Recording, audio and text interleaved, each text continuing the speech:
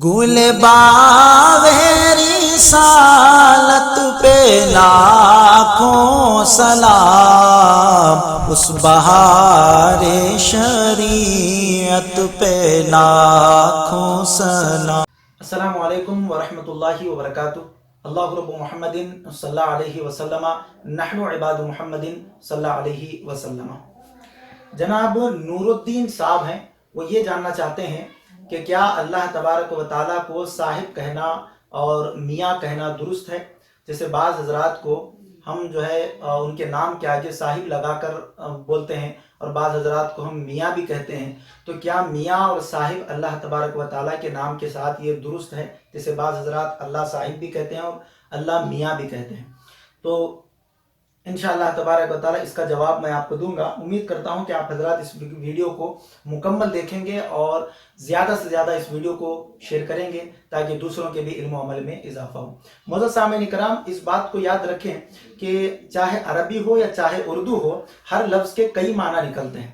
ایسے ہی زبان اردو میں میاں کے 3 معنی استعمال ہوتے ہیں، جیسا کہ اعلیٰ حضرت امام احمد رضا نے بھی فرمایا، فتاوی رضویہ شریف میں بھی ہے اور الملفوظ میں بھی یہ بات موجود ہے کہ زبان اردو میں لفظ میاں کے 3 معنی استعمال ہوتے ہیں۔ جیسے کہ آپ دیکھیں چشمہ ہے، تو چشمہ یہ جو میں نے پہنا ہے اس کو بھی چشمہ کہا جاتا ہے، اور چشمہ پانی کو بھی کہا جاتا ہے۔ تو لفظ ایک ہے لیکن معنی 2 ہیں، پانی کو بھی چشمہ ہی کہہ رہے ہیں اور جو ہم نے پہنا ہے اسے بھی چشمہ ہی کہا جا رہا ہے۔ تو ایسے ہی ہر لفظ کے کئی معنی نکلتے ہیں۔ تو میاں کے 3 معنی نکلتے ہیں۔ ایک معنی تو اللہ تبارک و تعالیٰ کی شان کے لائق ہے، لیکن جو 2 معنی اس کے ہوتے ہیں وہ بالکل اللہ تبارک و تعالیٰ کی شان کے لائق نہیں ہے۔ جیسے کہ ایک معنی ہے میاں کا، مولا کا، اور بے شک اللہ تبارک و تعالیٰ مولا ہے۔ اور 2 جو معنی ہیں، اور دوسرا جو معنی آتا ہے شوہر کا، اللہ تبارک و تعالیٰ اس چیز سے پاک ہے۔ اور تیسرا جو معنی آتا ہے زنا کے دلال کا، زنا کے دلال کو بھی میاں کہا جاتا ہے۔ اس لیے 2 معنی اللہ تبارک و تعالیٰ کی بالکل شان کے لائق نہیں ہے، اور ایک معنی اللہ تبارک و تعالیٰ کی شان کے لائق ہے، وہ ہے اس کا معنی ہوتا ہے مولا۔ اور بالکل اللہ تبارک و تعالیٰ ہوا مولا، اللہ تبارک و تعالیٰ مولا ہے، اور یہ معنی بالکل درست ہے۔ لیکن علماء کرام نے اس سے احتیاط برتنے کی زیادہ تاکید فرمائی ہے کہ جس لفظ کے کئی معنی ہو اور اس میں اگر کوئی خراب معنی بھی پایا جاتا ہے تو اس سے ہمیں بچنے کی ضرورت ہے۔ اس کی مثال رائنا کی ہے۔ حضور صلی اللہ تعالی وسلم کو صحابہ کرام رائنا کہتے تھے۔ رائنا کا معنی یہ ہوتا تھا کہ ہماری رعایت فرمائیے، یہ بات ہمیں سمجھ میں نہیں آئی اور ایک مرتبہ ہمیں سمجھا دیجیے۔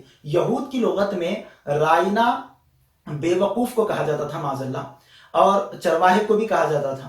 تو وہ انہوں نے جب دیکھا کہ رائنا سے صحابہ کرام رائنا کہہ رہے ہیں، تو صحابہ کرام کی نیت یہ ہوتی تھی کہ ہماری طرف یا رسول اللہ رعایت فرمائیے، اور ان کی لغت میں، ان کی ڈکشنری میں یہ لفظ غلط معنی کے لیے استعمال ہوتا تھا۔ تو یہ لوگ بھی رائنا کہنے لگے۔ اب صحابہ بھی رائنا کہہ رہے ہیں، ان کی پاک نیت ہے، اور یہود غلط نیت سے رائنا کہہ رہے ہیں۔ یہ سرکار کو اپنی طرف رعایت کرنے کے لیے رائنا کہہ رہے ہیں، اور یہ بے وقوف کہنے کے لیہ رائنا کہہ رہے ہیں معاذ اللہ۔